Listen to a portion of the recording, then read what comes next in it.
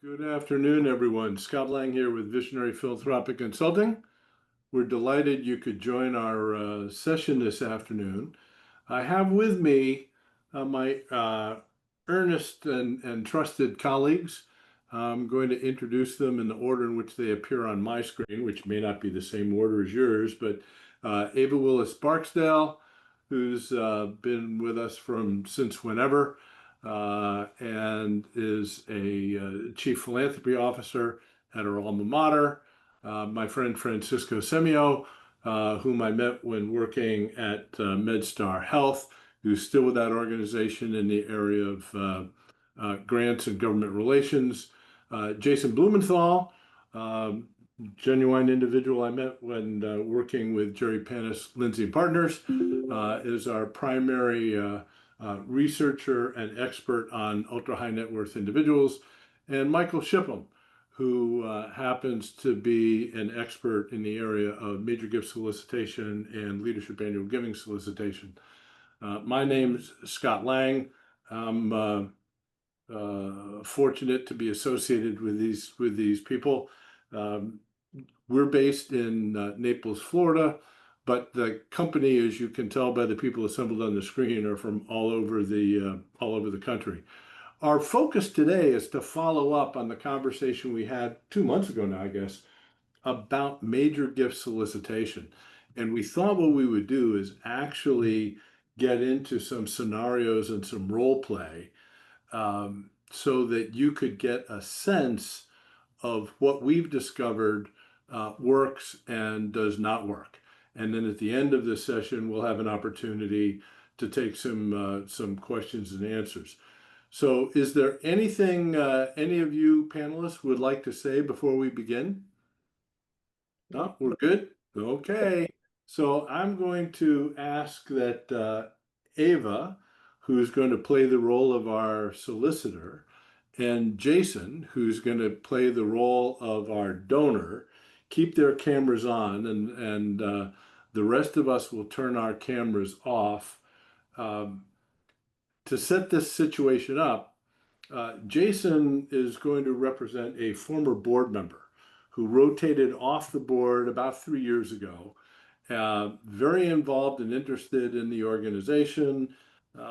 He's just not as aware of what's going on since he's not attending the quarterly board meetings. He made a gift of $500,000 to the last campaign, giving $100,000 a year for 5 years. Our recent wealth screening discovered he's got additional capacity, as much as $10 million. So at this point, I'm going to go silent and let Ava and Jason take this forward. And with that, let me get into over character. to you. Hold on. Okay. Good afternoon, Mr. Blumenthal. How are you? I am lovely, Ava. Thank you. I'm really excited to hear what's been going on at the not-for-profit. I sort of miss, being involved, but we all move on to other things. But so what's going on? Well, we miss you too. We've not seen you at any recent board meetings, and it's been a while. So I just wanted to thank you once again for what you did in the previous campaign. Want you to know that that donation and the continued work that money is doing is so wonderful, and we are so grateful. But I did want to make another request of you as well. I assumed. I'm wondering if you might consider a gift of 1.25 million. Ooh. What did I give last time? How much was it? 500? It was 500,000. And you're already asking me, we've got this campaign going and the annual fund. That's a big jump. That's a big jump. It is a jump, but let me tell you how it might not be as difficult as you think.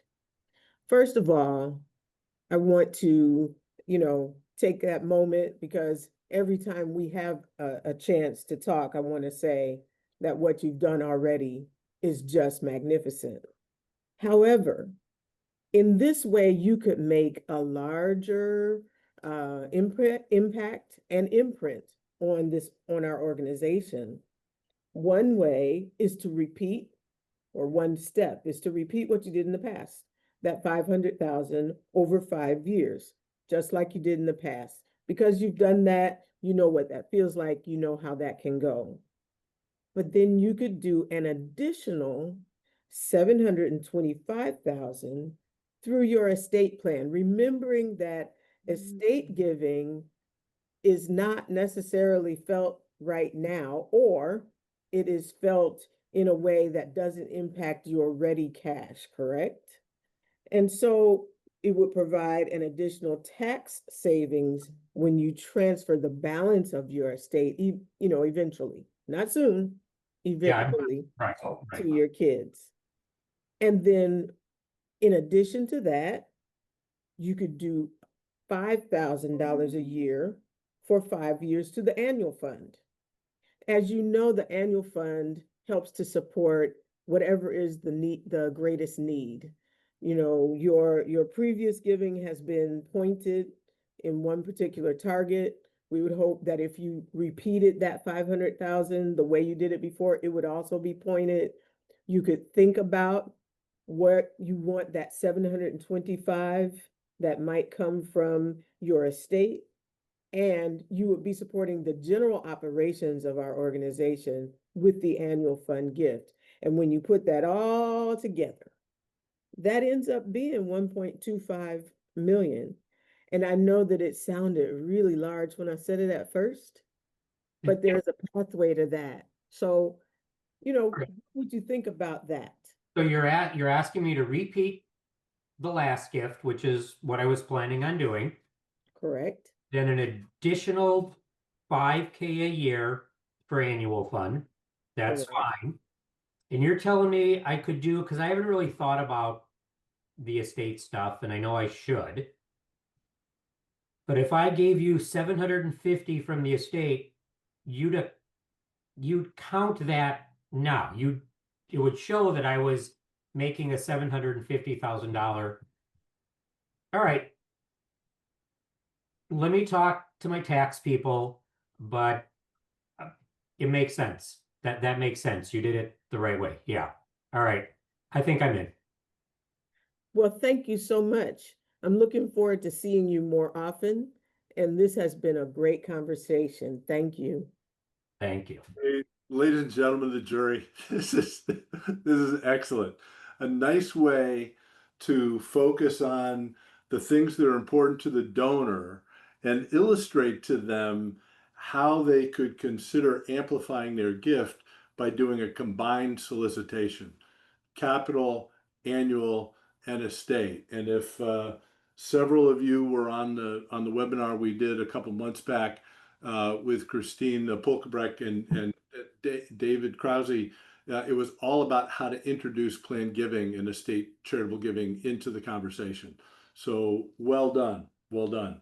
Now, our next scenario, Jason, if you excuse yourself, and if Francisco, you come back on board, this one is going to be a little different. In this case, Ava's the donor, Francisco is the solicitor, and Ava is an individual who happens to be the chief information officer at a tech company that's located relatively close to our small college. And one of our board members, who's close to her, invited her to one of our campaign salons, an event at which our CEO outlined the 3 priorities of the campaign. As a result of attending that evening, and it appeared as if she and her spouse, her husband, had a great time, she sent in $1,000 unsolicited before anybody had a chance to follow up. So now Francisco is going to talk to her and approach her for a donation. And with that, I will depart the scene and leave it over to our Shakespearean actors. Hello, Ava. How are you? I'm doing great. How are you, Francisco? Good, thank you. I'm glad that you were able to attend the event. Did you enjoy it? I did. The presentations were really good, and it's been a long time since I've been to something related to the college. My mother and father were active, but I really enjoyed that evening. Well, I really appreciate you following that trend and that practice of philanthropy. We're very grateful for your recent and so such an immediate gift after the event of $1,000. That is something that we're very grateful for. All contributions mean a lot, and we know that you have, along with your family, a very a record of philanthropy, and so we wanted to see if you would be interested in supporting our programs here that you attended and what we were pitching our campaign. And would you consider a proposal of $500,000 to support the STEM program? Wow. This would be over 5 years, not all up at once, but it'd be 5 years spread over 5 years for with about $100,000 per year, and that would be to support the comprehensive campaign, be it the science building, faculty endowment, scholarships, and operating support. Well, we were excited when we were at the event, and we wanted to show our excitement with that first $1,000 gift. But I'm really gonna have to, talk to my husband and my financial advisor before I'm making a commitment like this. So, if you give me some time, I'll think about this.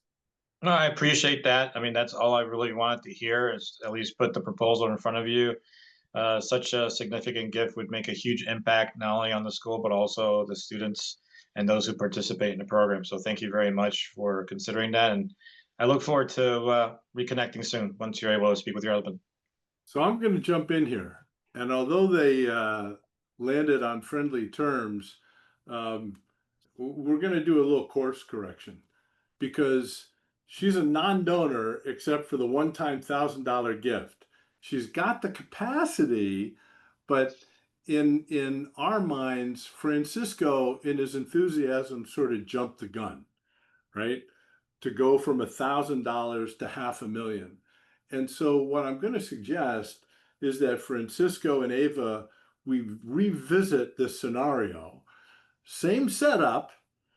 You went to the same event, responded the same way, but Francisco, we're going to view this as a discovery call and go in and ask some questions to build toward the opportunity where you earn the right to ask for an investment rather than just presuppose that because she's the CIO at a tech company, she's necessarily going to give to STEM.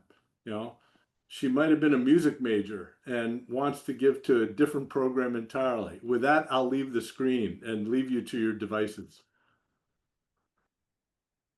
Hello, Ava. How are you? I'm great. It's good to see you again, Francisco. Oh, likewise. It was great seeing you at the event, our campaign event. It was So a good event. it was definitely is a significant project we're embarking, and I just wanted to also express my gratitude for the $1,000 gift. That we're very surprised how quick it came. So we're very happy to see that you're interested in supporting our initiative. Well, it's been a while since I've been over to the college, and so I wanted to come and you're doing many exciting things. And so we wanted to give that signal of support. No, I'm glad to see that you're following your parents' footsteps and as an active alum and supporting the school and our initiatives. And just wanted to know what particularly interested you in the projects, the initiatives we pitched that evening. Well, as you know, I work in tech, and so I'm always interested in those things that are related to STEM. But what you may or may not know is that I'm one of those people that while I was a math and computer science major, I had a music minor. I sang in the traveling choir. So I do have a perhaps competing interest in those things that are related to the arts. And so I'm hoping to learn more about what the college is doing on both sides of that coin. Of course, I want to do something to support STEM. That was, my area of interest, and it's the area I work in. But I'd also like to know more about what we're doing in fine arts and performing arts. No, definitely. We'd like to set up some time when maybe perhaps you can meet some of the professors or even speak to students or alum from the programs, from both programs. And I think that both with the arts definitely play an important role in our society. And also play a huge role in cognitive development. I mean, I think you've seen articles where if children learn how to play music and read notes, it does something for their intellectual development. And also STEM, I think it's very important making it more available to students, especially those that have financial limitations, especially those from our minority communities. Very important to support these type of programs and the doors that those opportunities, this type of schooling opens up in the professional world. So I'm glad to learn that you're interested in these things, and would love to reconnect and talk more about your interest in these areas, and perhaps even entertain a proposal. We're really looking for champions to help us support, philanthropic champions to help us support the program, and would love to put a proposal in front of you. At some point, we're looking at getting some people in at $50,000 over a number of years, such as 5 years.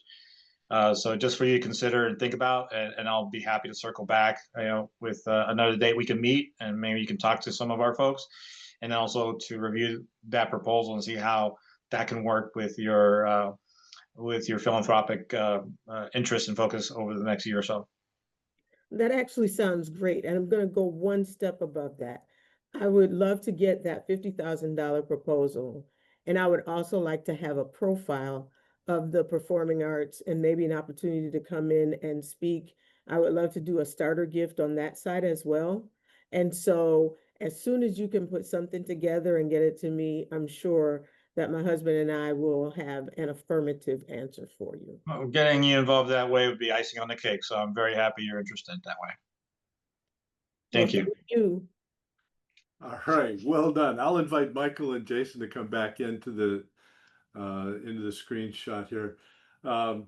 You can see that while she's got the capacity to do more, this initial request of Francisco's was actually what we would call a starter gift. I remember when I worked with a gentleman at the Cleveland Clinic, the first time I talked to him, he agreed to a $25,000 commitment and said, let's see how you do with this. And then based on how I'm treated, I might consider more. And several years later, the Little Tykes Children's Museum was created. So it was a way to get things initiated. For our next portion of the conversation after these two role play sessions, we thought we would share some things that didn't work so well. And so Jason, Michael, and I will go in turn to talk about things to avoid. So Jason, why don't we start with you and we'll leave the screen. Sure. So I spend half my time working with not-for-profits and half my time working with ultra high net worth individuals. This is a true example of something that happened. I was representing one of my high net worth individual clients, and they were getting a pitch from a not-for-profit. They had just finished a $1 million gift, 5-year $1 million gift, and we knew another ask was coming. The not-for-profit did a wonderful presentation. We had snacks, walked through the building, the literature was wonderful. They did a PowerPoint presentation. where they actually showed the client's name on a mock-up of a room. I mean, they knocked this thing out of the park. And get to the end, and the vice president of development says, and so we're hoping you would be incredibly gracious and consider making a $1.5 million gift. And before the word gift was out of the director's mouth, the president of the organization went, but you know what? We'd be just as happy with $1 million or even $750,000. We're just so appreciative of everything you do. And the donor and I went, all right, great. Thank you so much. We're going to talk. We'll talk to the family office and we'll get back to you in the next day or two. Get in the car. Don't say anything. Get in the car. Client donor looks at me and says, did they just cost themselves $1 million? Said, I think they did. Said, all right, let's give them $750,000 and go find me $750,000 to give to someone else that we weren't planning on. And then donor said, I was prepared for them to say the 1.5 because we knew that was coming, and then say, but if you were willing to consider 2 or 2.5, here's how we could honor you, and show me like the whole building instead of just my name.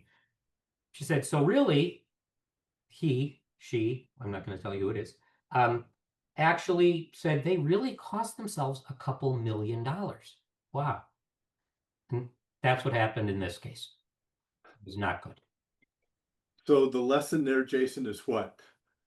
Always, I'm going to be kind of direct here, shut up after you make the ask. Do not talk. Make the ask. I don't care if it's 2 seconds, 5 seconds, 20 seconds, a minute. You don't talk again until the donor does. It's that simple. Just don't talk ever. It's called the pregnant pause, right? Exactly. And if it gets uncomfortable, it gets uncomfortable, but you wait until the prospective donor responds, right? Isn't that Yes. the trick? Yeah. Yes, never talk. And was the president panicked, and this was such a big number, and it was such a big number to the not-for-profit, but it wasn't such a big number to the donor. And yeah, it was so bad. I mean, we sat in the car just going, oh God. And then the donor was a good enough person to have me go back and talk to them and say, here's what you did wrong. By the way, they're not giving you the $1.5 million. They're only going to give you $750,000. And here's why. So this is good for those of us on the call who might have to brief the CEO or the department chair, the board member with whom we're traveling to go see somebody, to make sure that we're on the same page. Because it sounds like the vice president asked the question and then the anxious or nervous CEO jumped in. Exactly what happened. Yeah, the VP did it perfectly. I picture the VP walking into the president's office after, and the president going, I think we did great. And I think the VP would probably have to be pulled back from going over the desk at the president. All right. Well, very good. Thanks for sharing that. Michael, we'll turn to you. Sure. This is an example of, as a major gift officer, what not to do during an ask. A few years ago, I was serving a client as the interim vice president of advancement. The client was a small private faith-based college located in Northern California. No names will be used here to protect the guilty. At the time, the college had a small but enthusiastic advancement staff with one full-time major gift officer. This was the gift officer's first experience as a major gift officer and had shown positive results in building good relationships with current donors and prospects. So they were off to a good start. The gift officer had been working with a local current annual giving donor of $250,000 who had the potential to be a major gift donor. The prospect, while not a graduate of the college, had a strong respect for the college's president and wanted to help advance the mission of the college. So after a few scheduling issues, the gift officer was able to schedule the prospect for an on-site visit, a tour of the new campus, and a private lunch meeting with the president. All this was being done to prepare the prospect for an ask of $500,000, and in my role, I invited myself to participate. The prospect was the CIO of a major Silicon Valley high-tech firm, and we had confirmed that personal capacity was not an issue. The day was going just so well.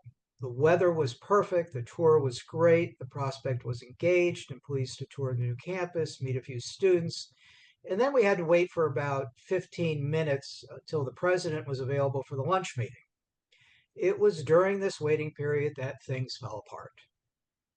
The prospect shared that he was working on a new project concerning deep ocean water temperature sensors to track global ocean temperatures and how important this information was in generating accurate long-range weather forecasts for shipping. Unfortunately, the gift officer took this as an invitation to share their personal thoughts on climate change.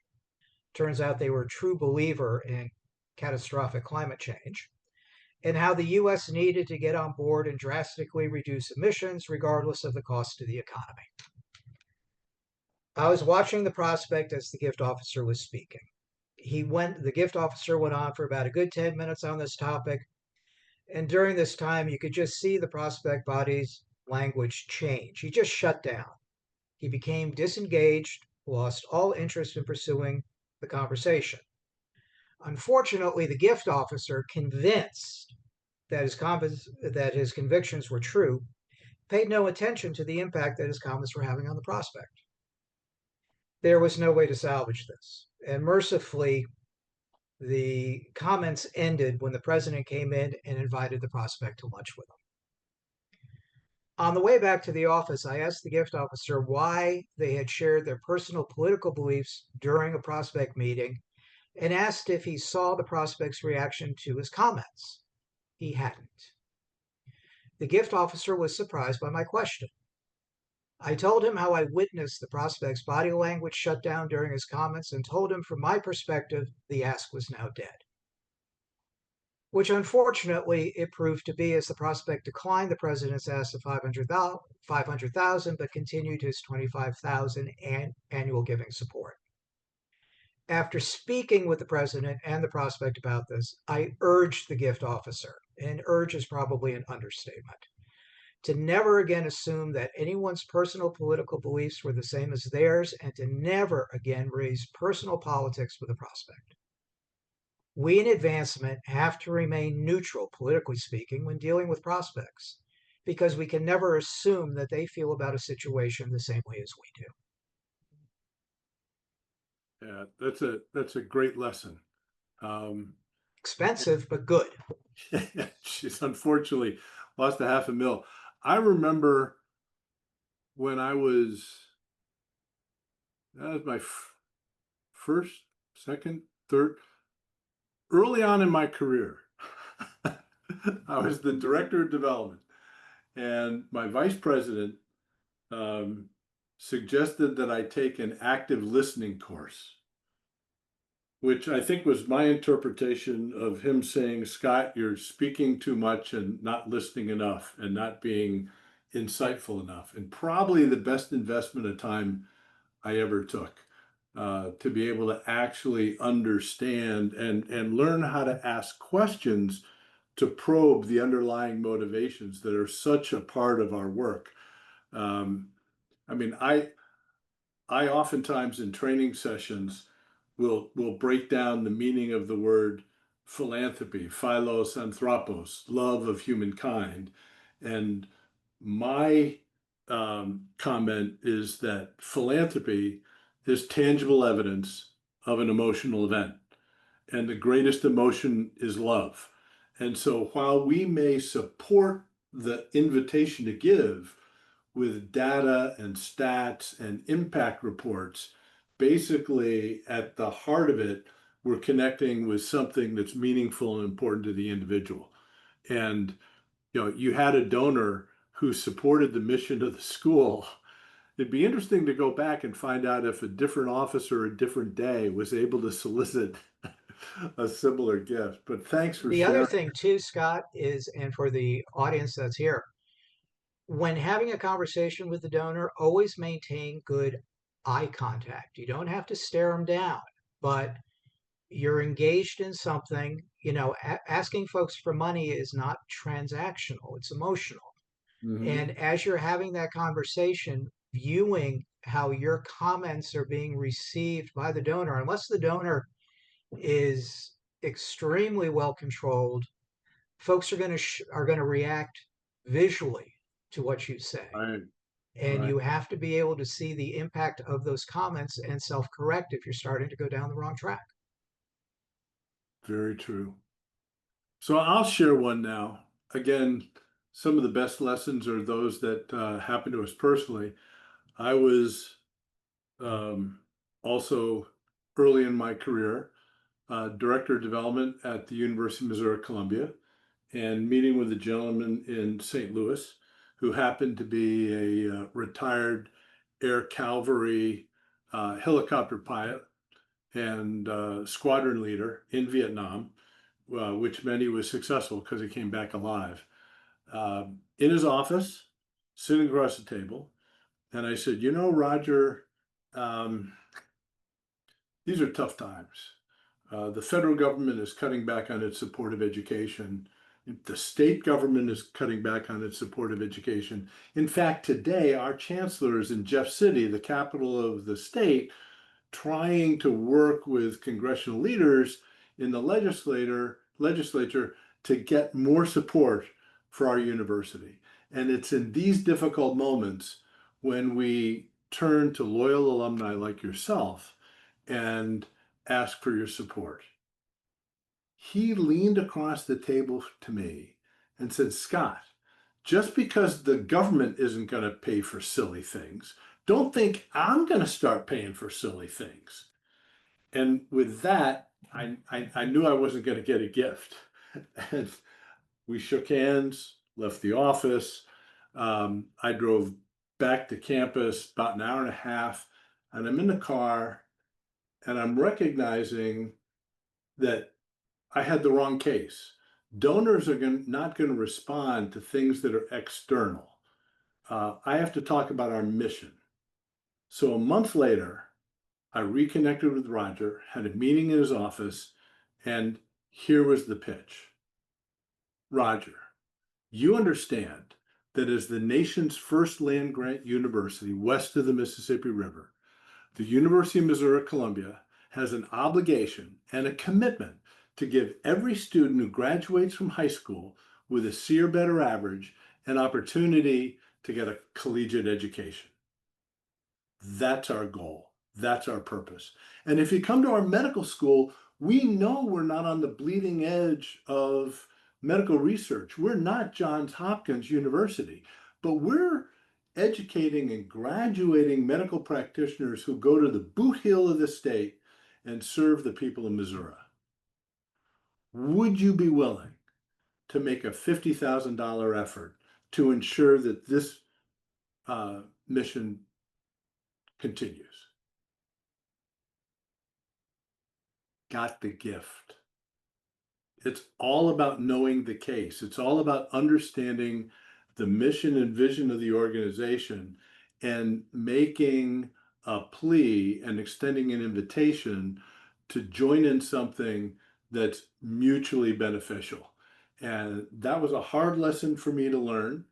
And there are some, I think, in these times, in the last few months, and colleagues, you're welcome to come back on screen, wherein we've talked about, reduction in the growth of our federal budget, et cetera, and people, react quickly to that. But I'm convinced that if we stay true to our mission and true to the vision, we will find people who believe in what we do and will make an even larger investment the second and third time around. So that's where I continue to place all my value. In fact, when we're involved in campaigns, it's not the tactics, it's not necessarily the strategy and the operational efficacies that we bring to the table that are the most transactional. It's really helping the client better articulate their value proposition and their mission. And not only to do that, but imagine a world 5 years from now, 10 years from now, that would be different, predicated on what a little more money could do or a lot of money could do, and inviting people to be part of that journey. And with that, I'd like to have some open-ended conversation here. And if there's anyone in the audience who'd like to submit a question, please do so in the chat, and we'll be happy to respond. Why don't Ava, Francisco, Jason, turn your microphones back on? Anything you'd like to highlight from what we reviewed today? Just one thing on the Ava Francisco exchange. One thing we used to do quite effectively at the University of Rochester during their campaign for 1.1 billion was a trial ask solicitation. You've confirmed capacity, you know that they're positively inclined. You're not too sure yet exactly where they want, you know they're going to make a gift. You're not too sure where that gift is going to go. So something that Matt Haig and I cooked up was to have the gift officers do what we refer to in-house as a trial ask, where you would go out and you would take your best guess. If the person had mentioned that they were a financial aid student on scholarship, work study student, that perhaps scholarship would be the best way to go. And it was a great way to confirm whether or not you were in the right arena for asking a gift. About 40 some odd percent of the time, the prospect would come back and say, well, I was a scholarship student. I'm a big a big supporter of people having to work to get a degree so they have skin in the game. I'd rather talk about something else, perhaps a professorship, perhaps a grant, something outside of scholarship. And it worked well because it allowed the gift officer to fine tune the direction of the ask, confirm a few things, confirm the gift ranges that we were talking about, and to come back better prepared with a tighter proposal. Yeah, it's interesting you mentioned that. I was doing a campaign for our law school and working with the law school campaign chair. And all we'd done for a year was look at architectural plans and renderings and what we were doing and how it would impact and improve the academic experience for the incoming law students. And so we were at lunch, and this is back in the day when we carried briefcases rather than laptop computers. And I had a proposal in the briefcase that I was intending to hand to this gentleman. Robert was his name. And before, I could submit the proposal, he waited until dessert was served and said, Scott, how much would it cost to endow a professorship or a scholarship in my dad's name? Now, I was quick thinking, and I came up with the same number I was using for him to name a wing in the building after his father. But said, that's wonderful. Can I come back in a week with a proposal for your consideration? But it's one of those cases where Michael pointed out where the donor himself, it showed exactly what he wanted to support and in what they were interested. So that's a good call, good check. Ava, anything to share? Yeah, so I was going to say, I think what we are continuing to say is there is so much you can learn, true, from your prospect analysis, the things that you see on paper, what you know about what people do for a living, but there's nothing that can replace the relationship you have to build, particularly if you're trying to get to the large gifts. You can get throwaway gifts. So that first 1,000 I gave, because I was excited about an event in the scenario, was a throwaway gift. For some people, a throwaway gift can be as large as $5,000 or $10,000.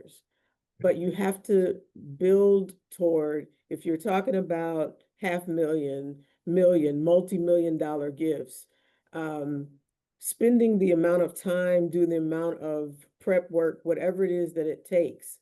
And then being prepared, like you were, Scott, for something to come out of what seemed maybe like the blue, but having enough in your toolbox to be able to completely rework a little bit in your head and say, I can, I can match that opportunity with you with a number that would be mutually beneficial. So, we like for the data to lead us because you can't do anything without knowing that first. But the relationship is what makes it happen. Well, and if Melanie Sablehouse was with us today, and unfortunately she's not, she's helping to console a friend who tragically lost her son recently. But she says, I am scrubbed from my vocabulary the word donation. We don't ask for donations. We ask for investments because people at the $100,000, $500,000, million, 10 million, whatever the number is and above want to make an investment in something that will have an impact and a return on investment. And that leads to the stewardship conversation, which is how you go back to those individuals and share with them what their gift actually did, what their investment actually did. This is coupled with a friend of mine. I worked for Bruce Bartu when I was at MedStar Health as VP Philanthropy Services. And we got into the whole grateful patient scenario. He said, no, it's not about grateful patients. It's about gratitude, gratitude for the service the person provided. And in healthcare, you have to understand the lexicon. To a doctor, a physician who might make a connection with one of their patients, a donor is someone willing to donate their heart, liver, or organs, right? A philanthropist is someone who invests in the things that the care team does. So he reinforced that change in language, and then also said, Scott, it's important to follow your GPS. And God knows how confused I can get on the highways without that little device. And I'm so grateful we no longer have to unfold maps and put them out, on the passenger seat. But the GPS is gratitude, philanthropy, strategies. Discover about which the prospective donor or philanthropist is grateful.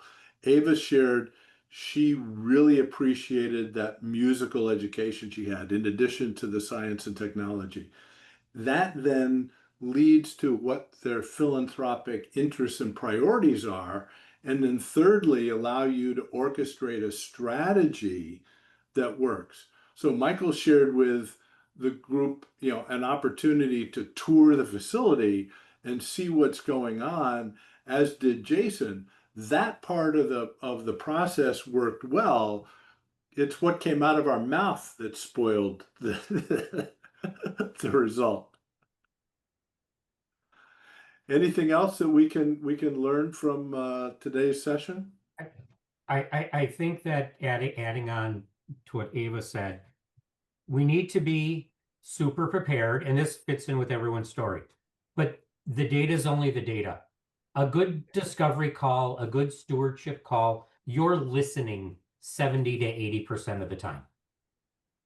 You're asking questions and listening, and that's leading up to a potential ask. And a major donor may not be a good fit. That $2,000, $3,000, $5,000 gift you got from them might have been a courtesy gift, and that's it. And they're not a purse. They're not a pocketbook. You don't deserve their money unless everything else we talked about makes sense. And if you listen to them and you find that mutual connection, and then you earn the right, then you can make the ask. Yeah. One of the best prospect researchers I ever met was a woman by name of Deidre at Manhattan College. And she used to print out the research profile and highlight fields that were empty and give it to Larry Lerner, Dr. Lerner, the VP, when he made a call and said, we understand that they've got 2 children. We don't know the names.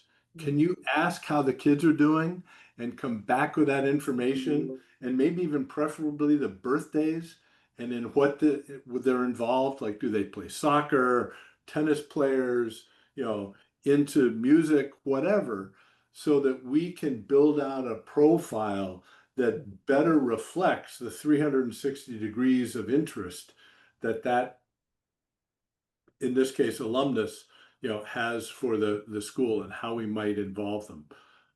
The best tool, I'm a researcher, right? The best tool on your phone isn't the browser. It's the actual phone. How do you find, how often, Scott, when people were on calls and they'll say, wow, how did you find that out? And they'll say, I called and asked. I called them. Whoa, you didn't just, I said, no, it's okay to actually call and ask people. And have a conversation. That's good. One other thing, just to, when you're doing an ask, when you're visiting with the prospect that you hope will become a donor in the non-medical sense, be aware of your surroundings, your environment, particularly if you're meeting them in their home. Yes. The first 7-figure gift I ever closed for the university at Buffalo, I was meeting with a retired physician who had been giving $250 a year forever. It took a long time to get the appointment. Finally got the appointment, went over, met at her condo, which overlooked Tampa Bay. Had a little bit of an eclectic art collection in the apartment or in the condo. And, I noticed she had a Frederick Remington piece, which looked like an original Remington. And I inquired about that, and she said it was. And then she asked me if I wanted to see the rest of the collection. We had this was before the days of donor search. So we had no data on her aside from what she had been giving us. And I said, sure, expecting to get a tour of the condo. Instead, we walked out into the hallway and she opened up the doors of the other condos on her floor. She owned the entire floor of the condominium and had each unit designed in a manner to complement the portion of the collection she had in it. So now all of a sudden my ask for $5,000 is out the window completely, because now I'm dealing with somebody of serious capacity. And because I actually took an art history class once in college, I knew a little bit about art. So I had quite the chat about her collection and the artists that she had, some new, some classical. And we came back into her apartment and really started to talk. Found out her husband had recently passed. They had a horse breeding farm in Ocala, which, for those of you who know, is the thoroughbred capital of America outside of Kentucky. And she had an issue with the estate for some taxes. And I said, I think we might be able to help you with that, with a planned gift and a significant cash gift, which later led to a blended gift of $1 million for a scholarship. She had made her money because when she graduated from med school, it was at a time where women, their only option for surgery was plastic surgery, reconstructive surgery. And she graduated during the middle of World War II.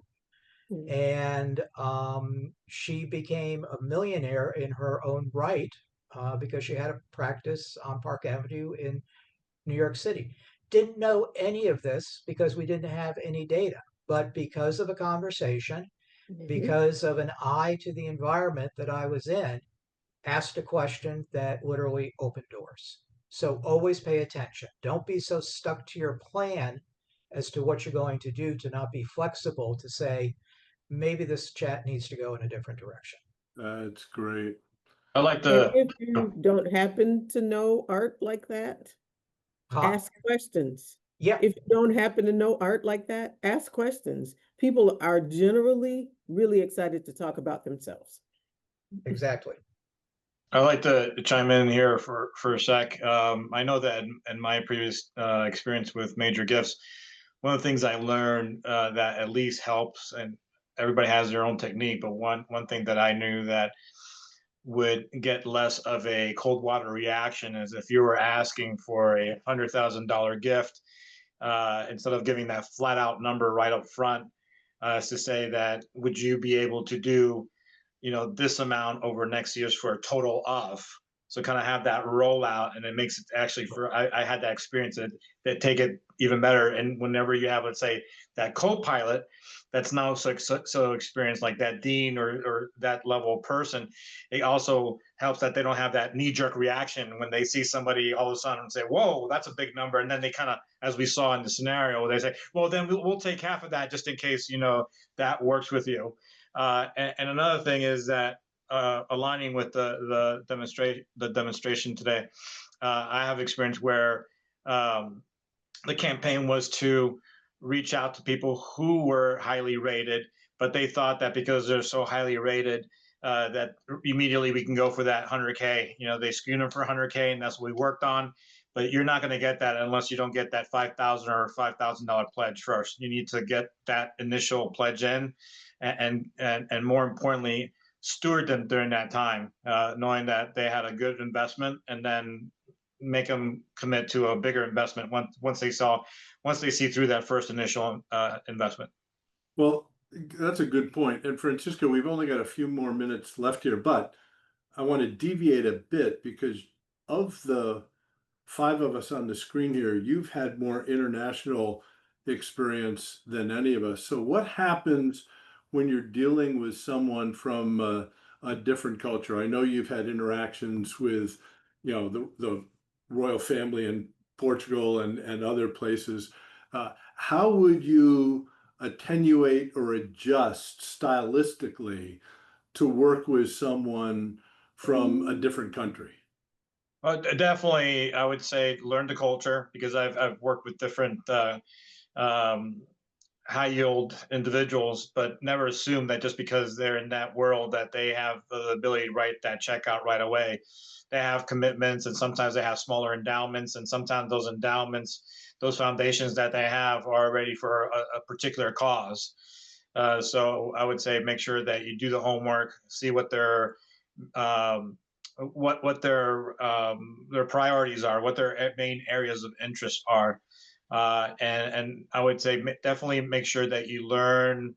I think it's very important to know the culture, because making asks in a certain way can be really a turnoff for some of these individuals. So You doing have your to- homework, doing your research is very important, and finding out what their track record is, what their interests are. And a lot of them usually are, more in the areas of social causes, and the arts as well. Okay. Is it a little more formal? Yes, yes. I mean, any lack in protocol and formality can also be a turnoff as well. Even down to a good example of what I said, learn the culture. And some of these individuals, it's a big no-no to touch them. So you can't just say, hey, and just grab or shake their hand. If they gravitate to you and shake your hand, or even if it's a lady, they hug you, then you accept that. But you have to respect that bubble. Any breaking of that could be a significant turnoff and just going to tank your deal. Yeah, thank you. Okay. Well, I want to thank each of you for helping today. I think it was educational. And for those of you attending, I want to say thank you as well. We will have in upcoming months another session on major gift solicitation brought to you by Peggy Calhoun, who actually wrote the book for AFP on major gift solicitation. And we've got some other things up our sleeves, so to speak, in the coming months. So stay tuned. Thank you all. And with that, I'm going to say goodbye and have a great and productive week.